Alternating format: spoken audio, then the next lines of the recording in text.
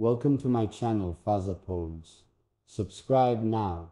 Beneath a sky, painted in silence and starlight, Sheikh Hamdan stood alone, his robe brushing softly against the night breeze that carried her name. The world seemed asleep, yet everything around him felt awake. The sea sighed in rhythm, the dunes shimmered like quiet witnesses, and above him the constellations bent close. "You still belong to me," he whispered, but not as claim, as confession, as truth older than lifetimes. His voice trembled, yet every word bloomed like prayer. He wasn't speaking to the air, he was speaking to her soul, wherever it drifted, across stars, across time. The wind paused, as if to hold his words before they vanished, carrying them toward the horizon, where the sky kissed the sea. His heart ached, not with desire, but with remembrance, that sacred ache of knowing that love, once real, never fades.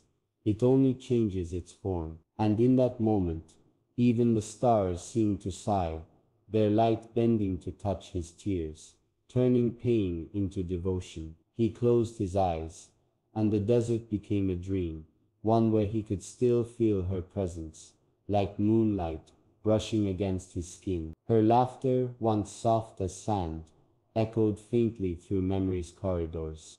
He could see her eyes again, calm, knowing, infinite, eyes that carried universes and forgiveness. "You are still mine," he murmured, "but not as the world understands." It was not a vow of possession, but of surrender, of belonging not by body, but by soul. He remembered the night they promised, without words, standing under the same stars that now watched him alone. That promise had never needed witnesses, for the universe itself had sealed it. Even now, years later, it pulsed through his veins, like a quiet eternity. The crescent moon watched in silence, silvering his tears as they fell, and somewhere far beyond sight he knew her soul was listening, her heart answering, "And you are still mine too." The wind began to move again, slow and reverent, circling him like memory reborn. It carried whispers, soft fragments of her voice,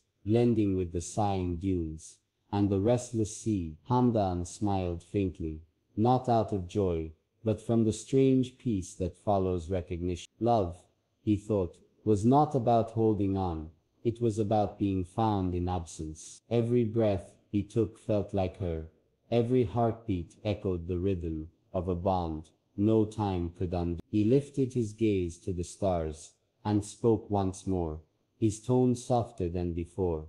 "If the world forgets, let the heavens remember." And they did. The stars seemed to brighten, the sea shimmered with new light, and the earth itself listened in quiet awe. His words weren't just spoken into the night, they were written into existence, engraved on the silence that only love can make sacred. He began to walk, slow and steady, across the desert's sleeping spine. Each step was heavy with memory, yet light with surrender. He could still feel the warmth of her hand from years ago, the one he never held for long enough, and yet it never left.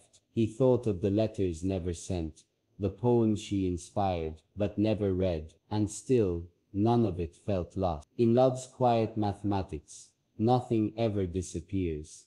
It only changes direction. The dunes whispered her name back to him, echoing softly, like prayer beads between the fingers of time. "You still belong to me," he whispered again, and this time the words didn't sound like longing, they sounded like faith. It wasn't a question, nor a hope, it was truth, bare and eternal. Even the wind stilled, as if the universe itself had nodded in agreement. In the distance the sea shimmered like a dream, refusing to fade. He walked closer, until the edge of the water kissed his feet. The moon rippled on its surface, breaking and reforming with every wave, just as their love had broken, by distance, reborn by belief. Hamdan knelt, cupping a handful of water that glowed beneath the starlight. He let it slip through his fingers slowly, whispering, "This is how love remains, not trapped, but flowing." His reflection stared back at him,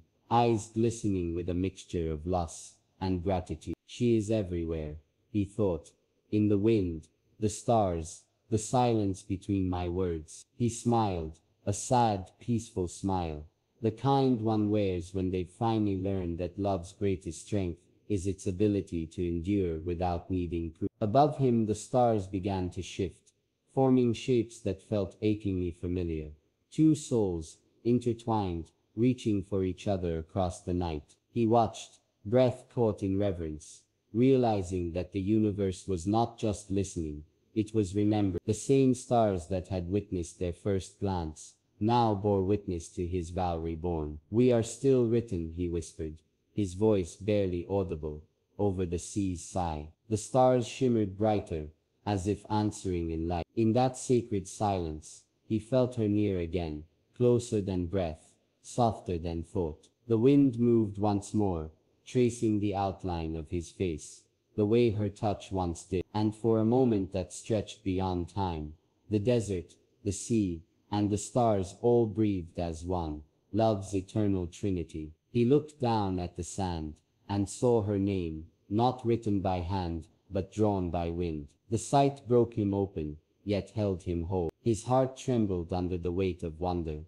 realizing that even nature remembered her. The universe itself had become her letter, her eternal reply to his whispers. "You never left," he murmured. "You only became everything I see." The moon dipped lower, bathing him in soft silver. He closed his eyes and felt her all around, in the cool air, in the quiet hum of life, in the space between stars. His tears came again, slow and silent, falling not in sorrow, but in reverence. He finally understood that to love her was to love everything, the seen and unseen, the remembered and forgotten. Time lost its meaning. The night stretched endlessly, yet it felt like a single breath. Hamdan stood once more, his heart lighter now, no longer burdened by what was or wasn't. Love had evolved into something vaster, a pulse that lived beyond both of them. "If I never see you again," he said softly, "then let this be enough,